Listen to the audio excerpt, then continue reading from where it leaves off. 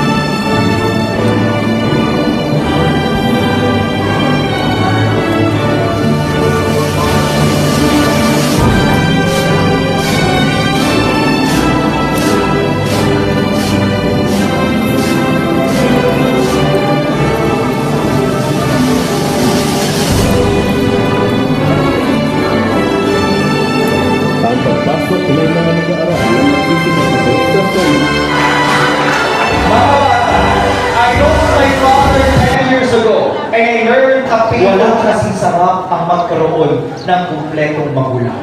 Kaya muli, bigyan natin ng higit na malakas na palakpakan ang ating mga magulang.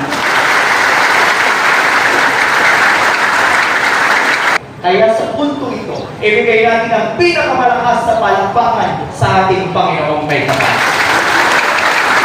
Tatandaan niyo, ang lahat ng pangalan na makukuha niyo ngayong araw na ito sa mga susunod pang taon ay di lamang dahil matalino, mahusay o masipag kayo, kung hindi dahil mabuti ang Panginoong may kapal sa ating lahat. Muli, malakas na palakpakan para sa ating Panginoong may kapal. Again, congratulations! Ako po ang inyong paglingkod, isa ring guro na naghahandog ng talino at puso sa ating distrito. Sa ating pong lahat, God bless us all. Maraming salamat po. Sa entablado para sa pag-awat ng sertipiko, ang OIC ng Guro Tatlo mula sa edukasyon sa pagpapakatao bilang Noreen Polly A. Lopez, Urong Guro Tatlo mula sa TLE Ginoong Roberto B. Ventura, Mayor Team, ang puno ng pangkalpa nga si Tutong Rayon sa Galing Panlipunan Ginoong Fermin C. Bravo Jr. at ang puno ng pangkalpa nga si Natura sa AD at PED ng Jerry Jane and Labra. Kinagagalak kong ipakilala ang mga alagad ng sining na nagsipagtapos mula sa Arts and Design pangkat ng Pablo Picasso. Mga lalaki, Abelia Jans Rover F. May Karamara.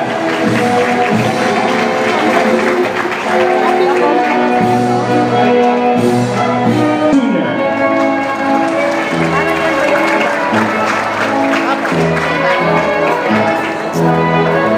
Kaunal Marshall A. May Karangalan.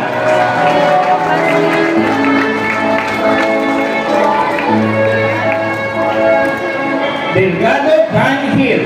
May Karangalan.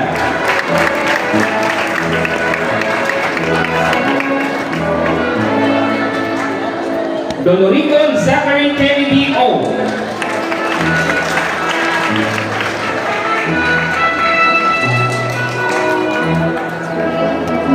Gamboa Roxel Joseph E. May Karangalan.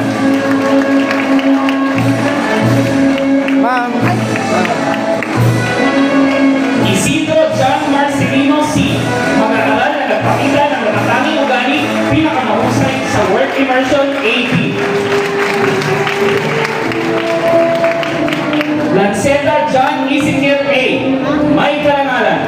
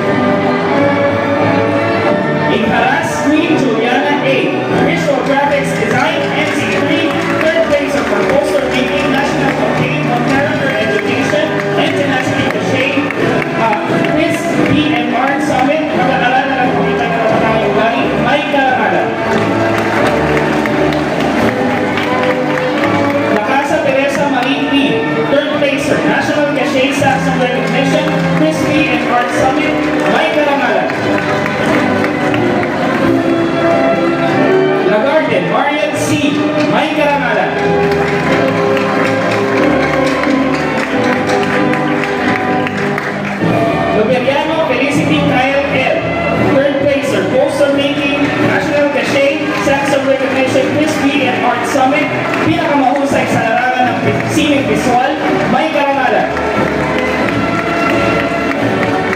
Si Vigo Alea Jane F. may karangalan.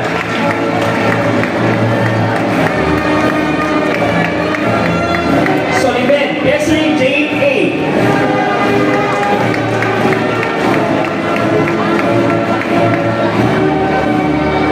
Vargas Jenenaya Jira E. pinakamahusay sa larangan ng media arts, may mataas na karangalan. Isang masining na pagtatapos, Arts and Design. Maraming salamat din po, Ginoong Fermin C. Bravo Jr., Ginoong Roberto Ventura Jr., Binibini at Ginang Lorene Connie Lopez at Ginang Jane and Lagra.